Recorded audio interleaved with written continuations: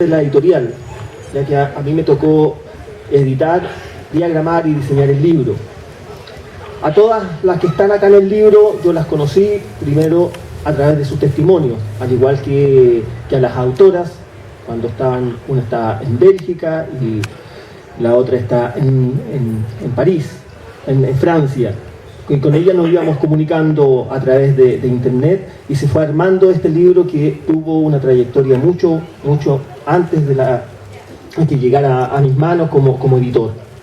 De eso nos van a hablar las participantes, las ex alumnas del Liceo 1 de Niñas que aquí están con nosotras. Está con nosotros María Huerta, que nos va a hablar, Regina Fernández, Iris Guerra, Nilda Rojas, Sara López. Ellas nos van a contar también parte de su testimonio, pero además de cómo este libro se fue gestando y todo el largo camino que tuvo que recorrer para llegar hoy día a nuestras manos. También estará con nosotros, va a dirigir Eduardo Morris, él es coordinador de la Asamblea de Derechos Humanos de Valparaíso y presidente de la Agrupación de Familiares de Ejecutados Políticos de Valparaíso. Así que, nuevamente, gracias a todos por estar acá y acompañarnos en esta presentación. Éramos liceanas en septiembre del 73. Mario Benedetti escribe: el olvido está tan lleno de memoria que a veces no caben las remembranzas y hay que tirar rencores por la borda.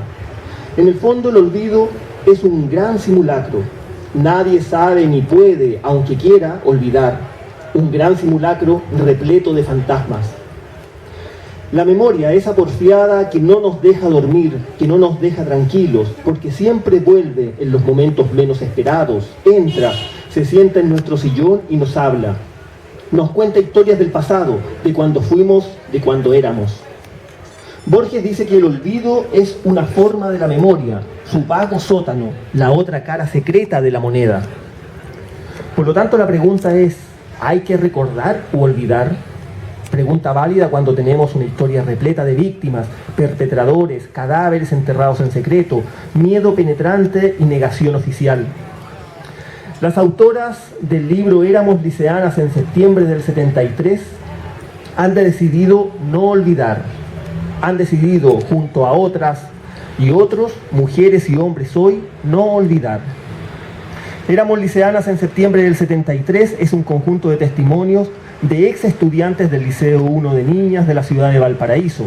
Ellas cuentan lo que vivieron antes, durante y después del golpe de Estado de 1973. Pero sobre todo nos comparten su memoria, que no es más que la memoria de todos nosotros, la memoria de Chile.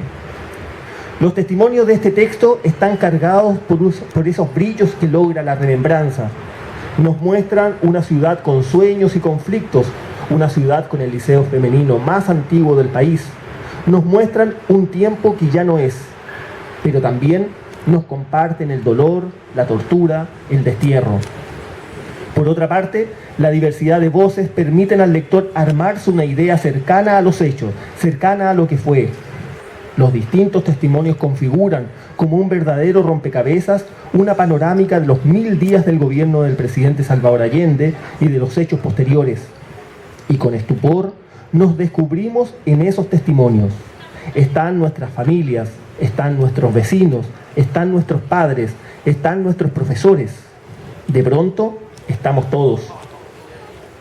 Acá están los testimonios de María Huerta, de Catrina Sanguinetti, de María Teresa Aguilera, de Maritza Fuentes, de Danitza Buscovich, de Iris Guerra, de Rosa Gutiérrez, de Sara López, de Regina Fernández, de Nilda Rojas, de Virginia Garrido, de Sonia Ramírez, de María López, de Amini Calderón, de Nancy Yáñez, de Elizabeth Palominos, de Marta Mercado, y también están el testimonio de Enrique Pino, de Pedro Crobeto, de Anita Cádiz, de Gina Espinosa, de Lidia Cantero, de Gloria Andrade, de las hermanas Gloria y Guadalupe Valenzuela. Están los padres, la señora Alicia Tapia, la señora María Aceituno, don Sergio Buscovich, la señora Berta Silva y el testimonio de don Mario Calderón. En Éramos liceanas en septiembre del 73, el lector encontrará muchos protagonistas, y todos y todas en primera persona. Y quizás sea eso lo que llama la atención de los libros testimonios, que todas las voces son protagonistas. Nadie es más importante en esta historia. Todos y todas fueron actores de esta comedia devenida en drama. Con este libro, las autoras han elegido la memoria, jamás el olvido. Con este libro, las palabras de Benedetti retumban en nuestros oídos cuando dice: los recuerdos atroces y los de maravilla quebrarán los barrotes de fuego, arrastrarán por fin la verdad por el mundo, y esa verdad será que no hay olvido. Rafael Quartosí cuenta que un día todos los elefantes se reunieron para olvidar, todos menos uno. Las autoras de este libro y las aquí presentes han decidido no olvidar jamás. Muchas gracias.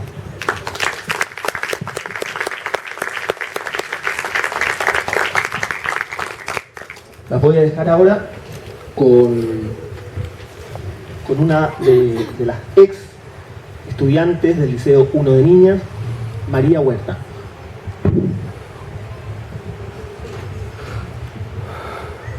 Buenas tardes. ¿Ya? Sí. A todas, compañeras, compañeros, amigos, a mi hija, a la mandita, a todo el mundo. A mí me toca hablar no como liceana en septiembre del 73, sino que por una experiencia de vida, ya que yo fui presidenta del Centro de Alumnas del Liceo número 1 de Niñas en el año 70-71. Fecha que yo creo que todos recordarán, era una fecha donde el país estaba comprometido con un sueño, estaba comprometido con una ideología, con un ideal.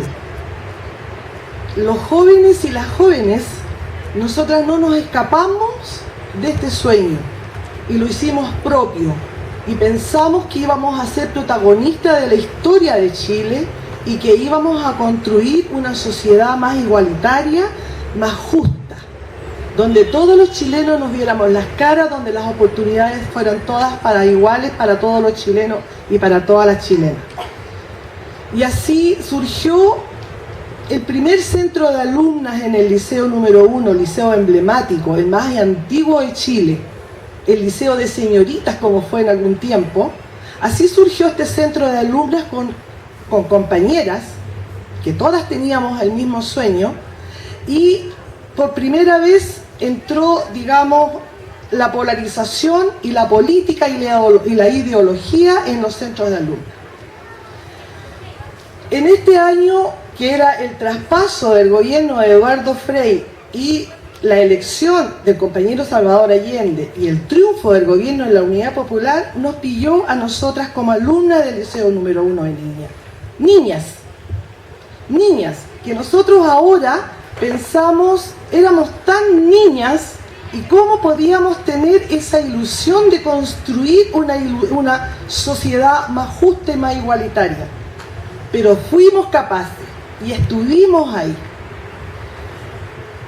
Se formó un comité de unidad popular donde empezaron a ingresar cientos de niñas de diferentes edades, desde primero medio hasta cuarto medio.